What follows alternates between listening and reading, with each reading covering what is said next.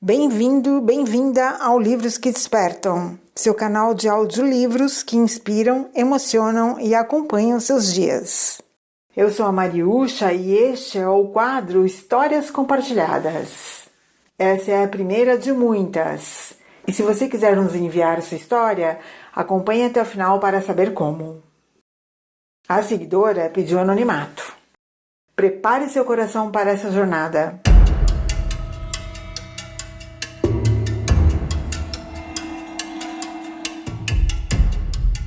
Foi uma passagem na minha vida que muito me angustiou. E eu acredito de coração que tenham pessoas que passaram pela mesma situação. E de alguma maneira eu acredito que isso possa sim ajudar pessoas que às vezes estão passando por isso, mas ainda não conseguiram perceber. Minha história começa assim. Quando meu casamento acabou, eu resolvi dar uma virada na minha vida. E eu queria encontrar alguém para envelhecer junto. Me envolver com uma pessoa bacana, alguém que pudesse me entregar, me dividir, compartilhar a minha vida. E eu tinha o hábito de usar o ICQ, um aplicativo muito usado há anos atrás. Encontrei uma pessoa da Suécia e eu senti engajamento. Como dizem, deu match. Depois de um ano, ele resolveu vir para o Brasil para me conhecer e conhecer meus filhos. Quando ele chegou, ele ficou hospedado no hotel próximo à minha casa e nós ficamos nos encontrando por uma semana e eu senti que ele podia ser a pessoa certa. Como ele não tinha visto brasileiro, cada 6 meses ele tinha que voltar para a Suécia para não ficar ilegal no Brasil. Nos 6 meses seguintes que ele não podia voltar para o Brasil, ficamos conversando online. Tudo isso durou 2 anos. Depois desses 2 anos, resolvemos morar juntos porque eu estava passando por problemas financeiros. Então ele veio morar comigo. Mas a postura dele não me agradou.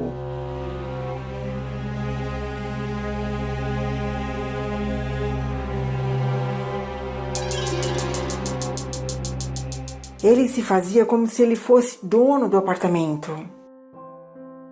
E eu morava com os meus filhos. E o apartamento foi doado para os meus filhos no divórcio com o pai deles, com documentação, escritura, tudo certinho. Isso foi uma decepção para ele. E tem mais.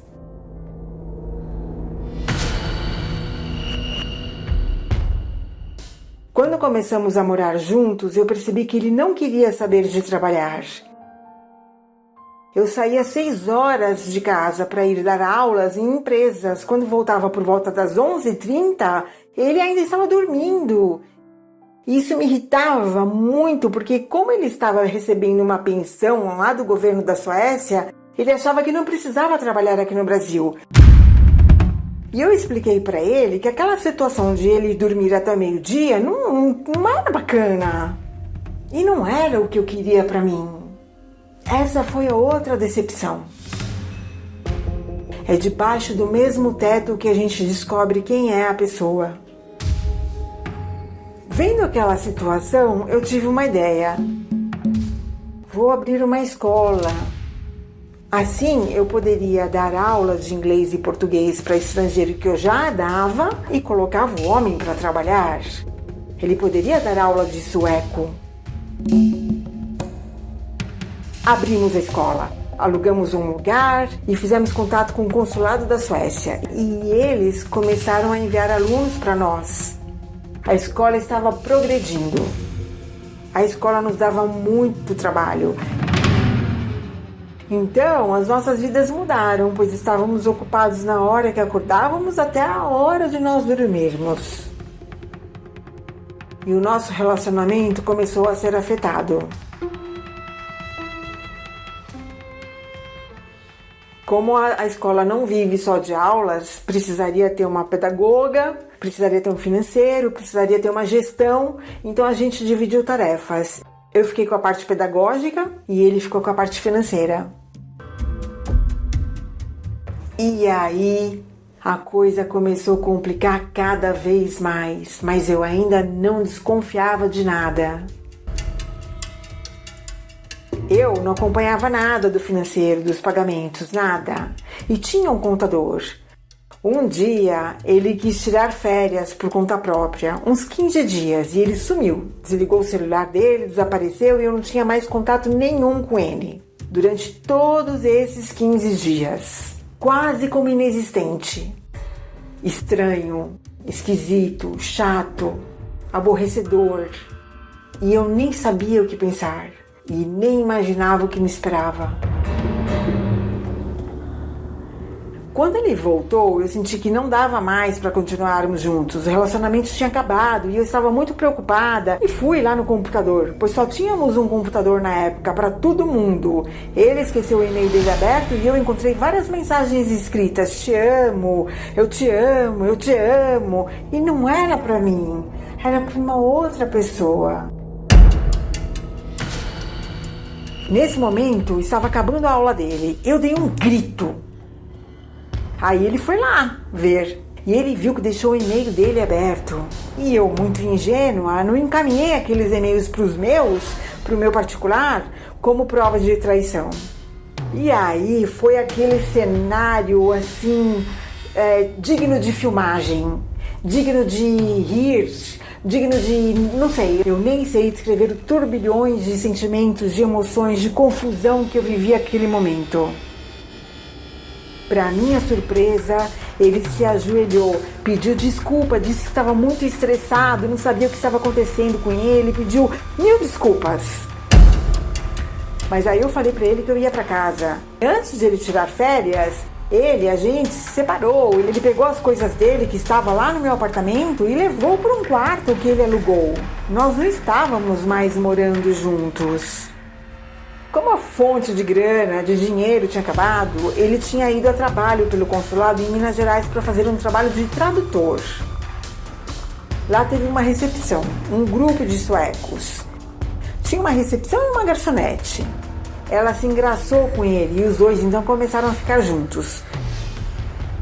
Foi lá que ele, vamos dizer, me traiu. Os dois estavam juntos. E num dos e-mails que eu abri para ler, ele estava perguntando para ela de quanto dinheiro ela precisava que ele iria depositar na conta dela. Ou seja, o dinheiro que era meu e da escola. Quando eu desliguei o celular dele, ele apareceu na escola brigando comigo, que o celular era dele, o número era dele. Só que ele não entende que o número era da escola, era um número corporativo, a escola tinha que pagar. Eu briguei com ele, eu estava nervosa e estava na minha razão. Ele virou e falou assim: eu tenho direito à escola, 50%, que eu sou casado com você. Aí eu falei, beleza, 50% da dívida também. Quando eu falei que pela lei brasileira eles tinham obrigação de assumir a dívida de 50%, ele pegou os livros do carro dele, jogou em cima da mesa, em cima de mim e falou, a escola é sua, então se vira, e foi embora, sumiu.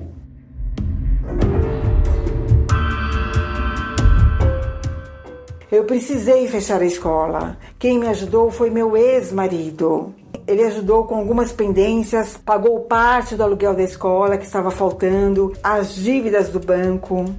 Pois é, meu ex-marido, e eu nem esperava essa ajuda dele.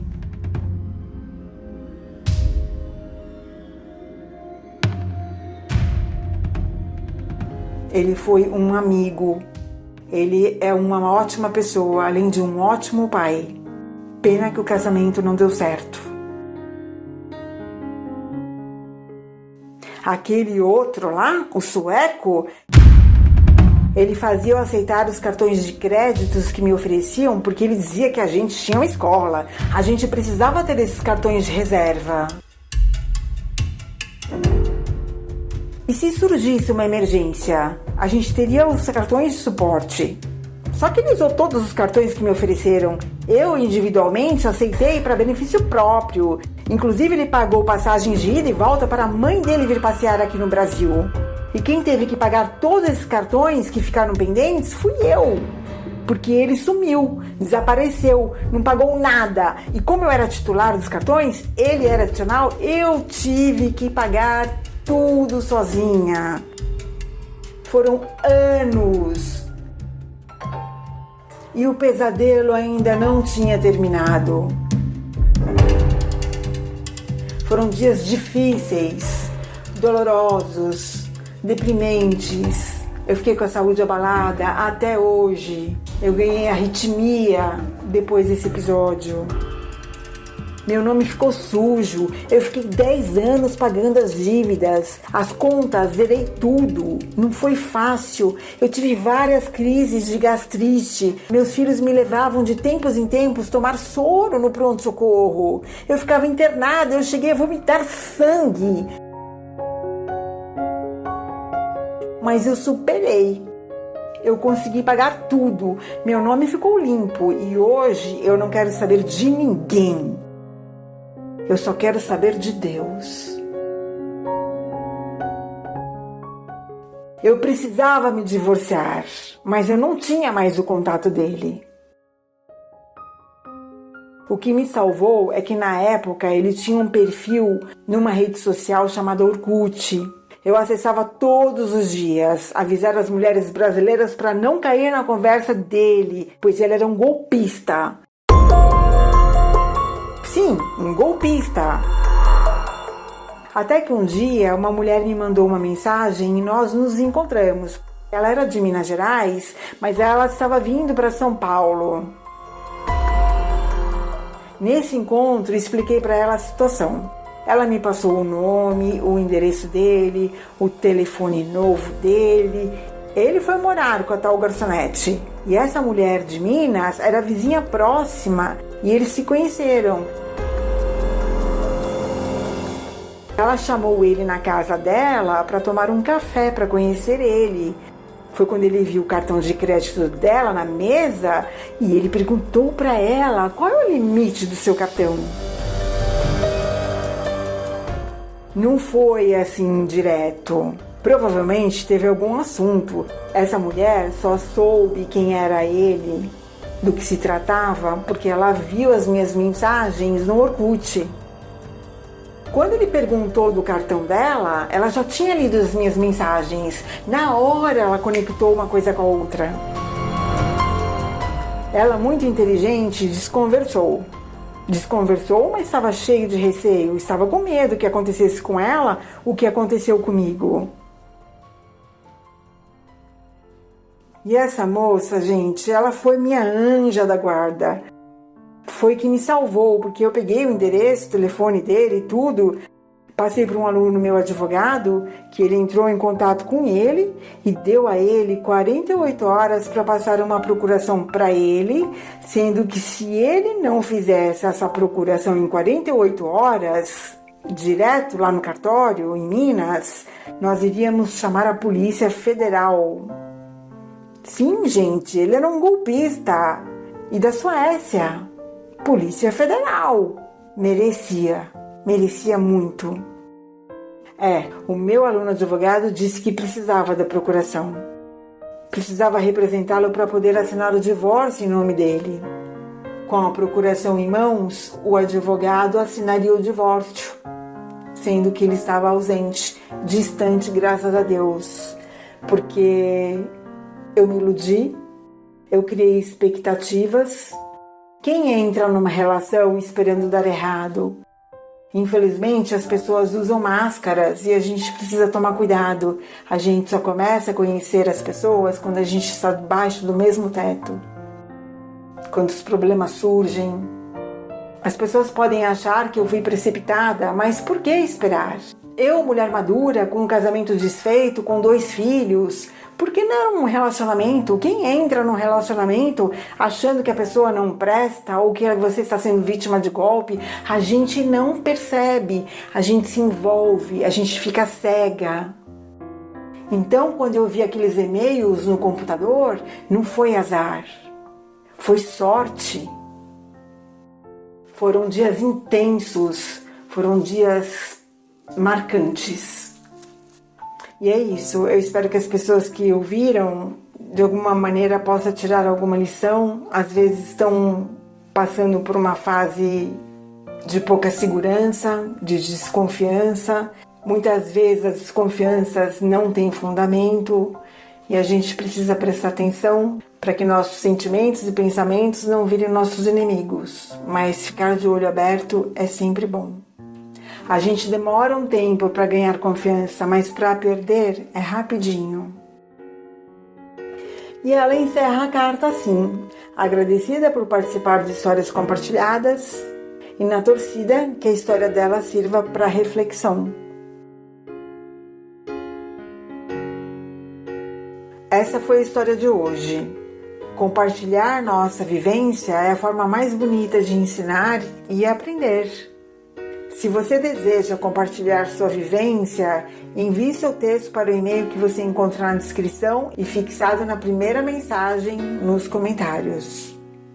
A história pode ser narrada com ou sem identificação. Ao encaminhar, você autoriza a narração e a publicação aqui no canal.